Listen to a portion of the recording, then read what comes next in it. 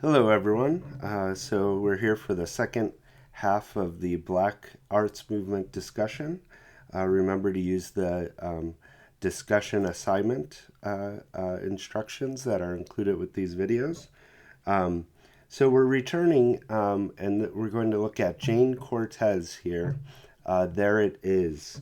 Um, let's just start by, as you listen to it, think about what does this poem say about power? And how does it challenge? Well, let's just stay there. How does it? What does this poem say about power? My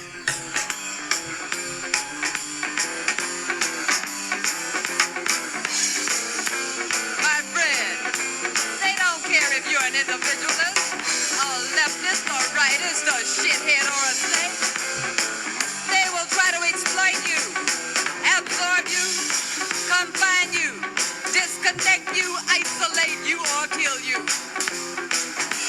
And you will disappear into your own rage, into your own insanity, into your own poverty, into a word, a phrase, a slogan, a cartoon, and then ashes. The ruling class will tell you that there is no ruling class as they organize their liberal supporters into white supremacist lynch mobs, organize their children into Ku Klux Klan gangs, organize their police into killer cops, organize their propaganda into a device to ossify us with angel dust, preoccupy us with Western symbols and African hairstyles, inoculate us with hate, institutionalize us with ignorance, hypnotize us with a monotonous sound designed to make us evade reality and stomp our lives away. And we are programmed to self-destruct, to fragment, to get buried under covert intelligence operations of unintelligent committees to impose poor death. And there it is, the enemies polishing their penises between oil wells at the Pentagon. The bulldozers leaping into demolition dances. The old folks dying of starvation. The informers wearing our shoes looking for crumbs. The lifeblood of the earth almost dead in the greedy mouth of imperialism. And my friend, they don't care if you're an individualist, a leftist, a rightist, a shithead, or a snake. They will spray you with a virus of Legionnaire's disease.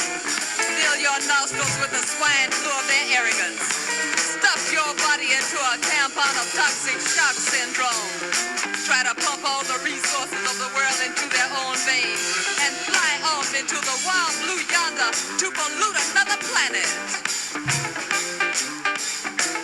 And if we don't fight, if we don't resist, if we don't organize and unify and get the power to control our own lives, then we will wear the exaggerated look of captivity, the stylized look of submission, the bizarre look of suicide, the dehumanized look of fear, and the decomposed look of repression forever and ever and ever. And there it is.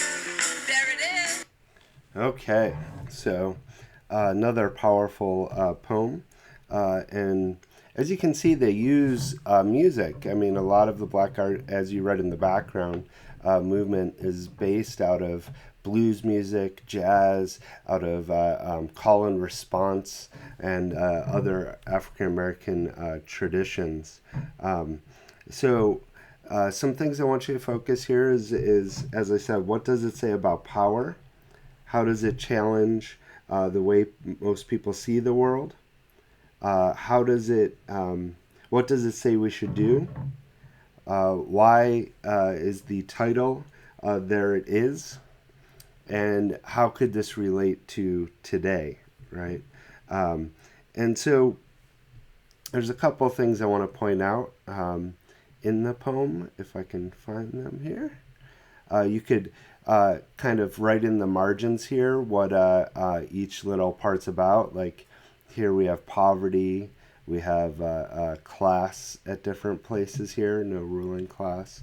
We have politics, we have racial politics, right, and so on. you could try to figure out what this poem's focusing on just by looking at that. And another thing I think could be a question you could look into is what does it mean? They try to hypnotize us. They try to um, help make us evade reality. We're programmed to self-destruct and fragment, right? What do you think that could mean, right? And I think a lot of these. If I was to tell you that this poem was written yesterday, right? I think you'd see a lot of these truths she's speaking, right, are just as powerful today. Um, and what makes this poem so powerful is another thing that you could look at. Okay, let's go to one of the extra credit or optional ones. Um, uh, and actually, before we do, we're not in our discussion here. We're not going over a poem by Mary Baraka. Um, Though you have one in your for your homework.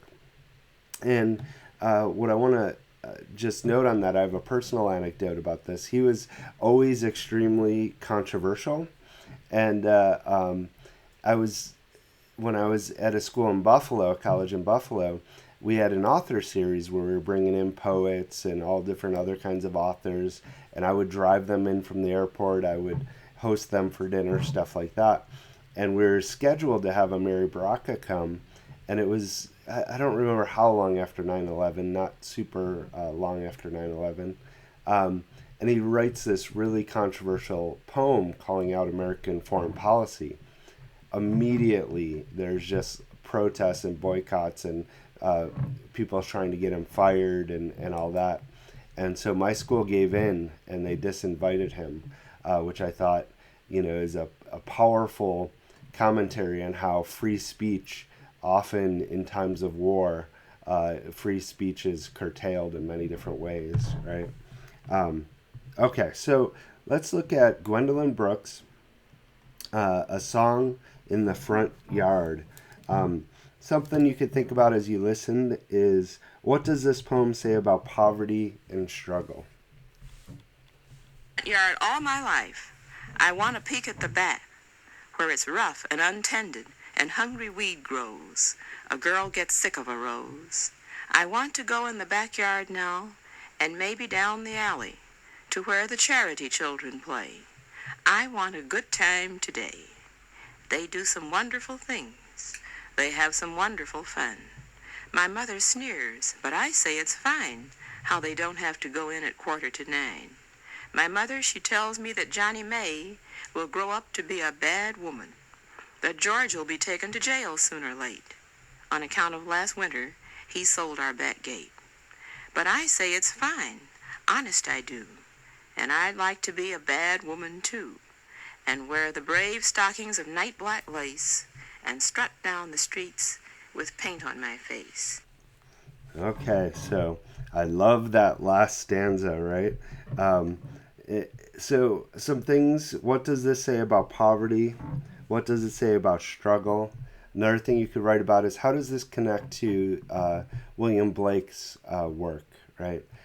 Make sure to point to particular poems if you use that one, how this could relate to William Blake. And another thing you could do is, what's this stanza about? What's this stanza about? And what's each stanza about? And then what does that tell us about what the poem's about? Is another option for this poem. Also, why does it end the way that it does? But I say it's fine, honest I do, and I'd like to be a bad woman too, and wear the brave stockings of night black lace, and strut down the streets with paint on my face, right? Why does it end that way? What do you think she's really getting at? Why would she want those things, right? And so I think that's a good one to look at for the extra credit portion of the assignment. Here's another one. The revolution will not be televised. And again here, look for power. What's this say about power? What's it say about struggle, or what's going to need to be done?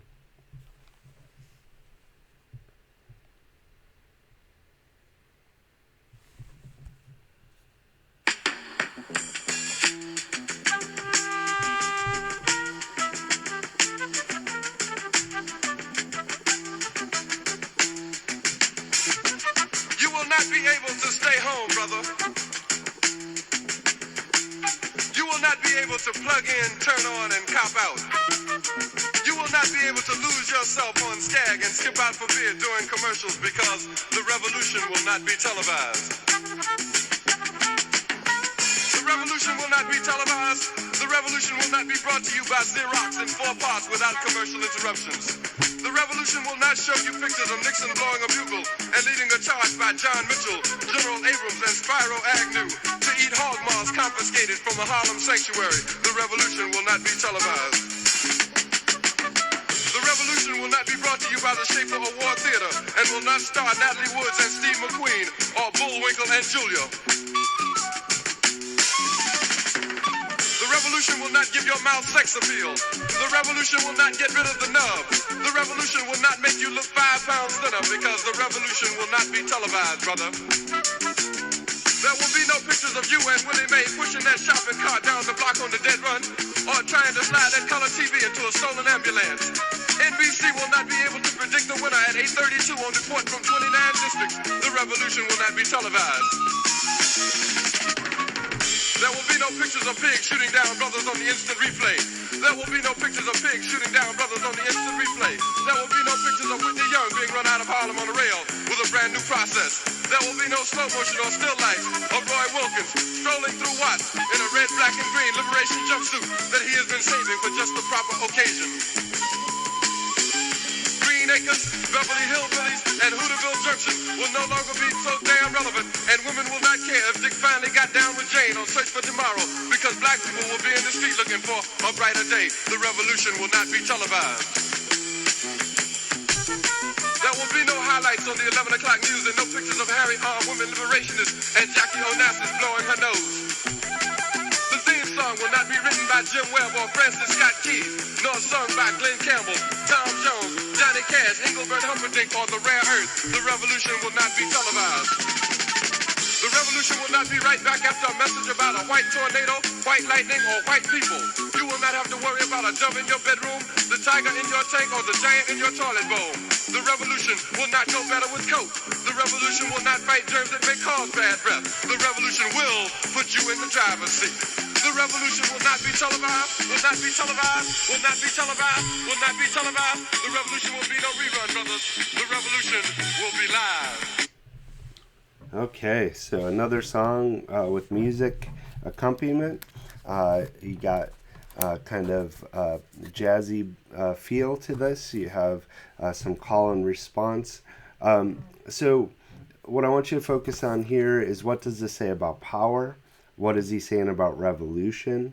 What needs to be done? Why so many mentions to popular culture, like these television shows, or you have all kinds of musicians here, or you have the president's wife, you have these are some ads, advertisements that were popular at the time. So why is it including all of those things in a poem about revolution, right? Why is it? Why won't it be televised, right? So all those things are things that I want you to investigate here. One thing to think about is our view of race is so different now in many ways, and in many ways still the same. So here you could again look at what's different now or what's the same as compared to what he's talking about in this poem. But one way I like to show it is when Martin Luther King was killed, there's audio of the YMCA in Buffalo that I grew up near, and the entire YMCA blew up in cheers just hearing that he was killed, that there was just jubilation that he was killed. And so now, we have this holiday, we have all this celebration of him. This was a much different time in that Martin Luther King was seen as an enemy, as somebody. He wrote against war, and he wrote against materialism, and things that now are just something we do without thought, right? And so matter of fact, John McCain, who ran for president against Barack Obama, he had fought well into the 90s to prevent MLK Day to becoming a holiday, right? And so this was a different time, but many of the struggles are definitely parallel to now, right? Okay. So as I said, I want to keep these short, hopefully make your life a little easier. If you have any questions, please reach out to me.